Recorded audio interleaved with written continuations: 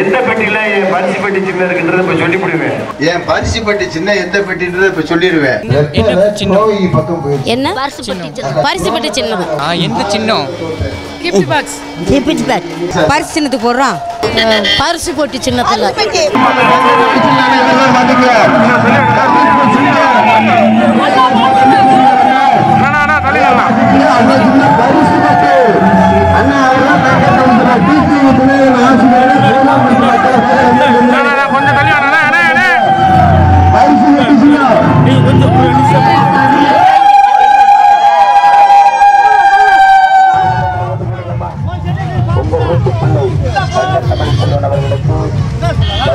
சின்னத்துல வாக்களிக்க வேண்டும் என கேட்டுக்கொண்டிருந்தார்.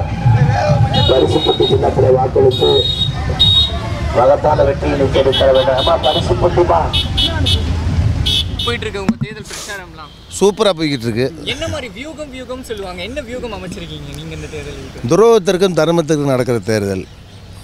அதில் நாங்கள் இப்போ சொல்கிறது துரோகம் தோக்கணும், தர்மம் ஜெயிக்கணும்ன்றோம். இப்போ புரட்சித் தலைவி அம்மா கலைஞர் மறைவிற்கு பிறகு ஒரு புதிய தலைமையை மக்கள் எதிர்பார்க்குறாங்க. யதார்த்தமாக சொல்கிறேன்.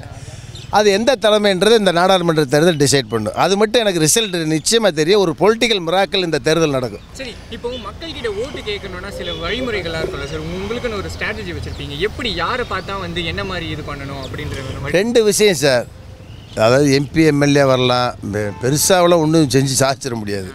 ரெண்டு விஷயம் பண்ணலாம் சார். எம்பி ஒன்று, ஊருக்கு பாதுகாக்கப்பட்ட குடிநீர் கொடுக்கறதுக்கு மத்திய மாநில அரசு மூலிமா திட்டங்களை கொண்டு வந்து செய்யலாம்.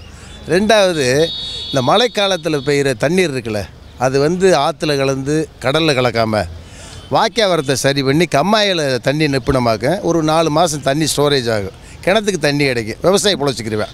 இதுக்கு நிறையா ஸ்கீம் இருக்குது. இதை ப்ராப்பராக அந்த ஒரு விவசாயின்ற முறையில் நான் இந்த நம்ம தேனி பார்லிமெண்ட்டில் எல்லா நீர்நிலை குளங்களை நான் நெப்புறதுக்கு உண்டான வேலையில் பார்ப்பேன். ப்ளஸ் தொழிற்சாலையில் கொண்டு வந்து விவசாயத்தை ஊக்குவிக்கிறது மாதிரி சில திட்டங்களை மத்திய மாநில அரசு மூலிமா கொண்டு வர நம்பிக்கை இருக்குது, செய்வேன். சரி, இப்போது இந்த ஆர்கே நகர் தேர்தலில் 20 ரூபா நோட்டு இது பண்ண மாதிரி இங்கே ஏதோ பண்ணுற மாதிரி அப்படிலாம் சொல்லிக்கிட்டு இருக்காங்க. ஸோ நீங்கள் இது மாதிரி எதனா ஒரு திட்டங்கள் இருக்கா?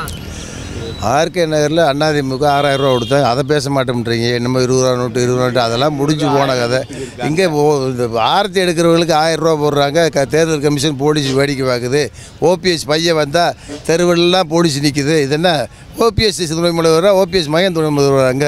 சரி, வெயில் எப்படி சார் பிரச்சாரம்? அது எப்படி இருக்குது? பர்சனலாக எப்படி பார்த்துக்கிறீங்க? சரி, வெயில் சுட்டு அரிக்குது, கஷ்டமாக தான் இருக்குது. வேறு வழி இல்லை, டைம் இல்லை. காலையிலேருந்து நம்ம நைட்டு 10 மணி வரைக்கும். இப்போ இருக்கிற வேட்பாளர்கள் நான் தான் அதிகமாக கிராமங்களுக்கு போய் மக்களை இறங்கி பார்த்து குறைநிறைகளை கேட்டு ஓட்டு கேட்டு வரேன்ற மன திருப்தி இருக்குது. இன்னும் நிறைய செய்யணும்ன்ற ஆசை, டைம் இல்லை எனக்கு. நன்றி, நிச்சயமாக ஜெயிப்பேன். என் உயிரினும் மேலான அன்பு உடன்பிறப்புகளே, செய்வீர்களா? நீங்கள் செய்வீர்களா? அத்தனை கட்சி கூவி கூவி அழைச்சு இன்னைக்கு கூட்டணி சேர்த்திட்டு இருக்கிறாங்க.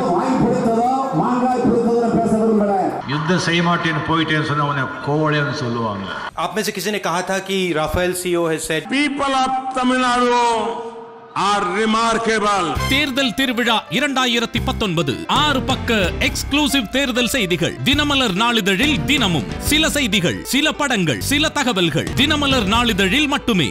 தினமலர், உண்மையின் உரைக்கல்.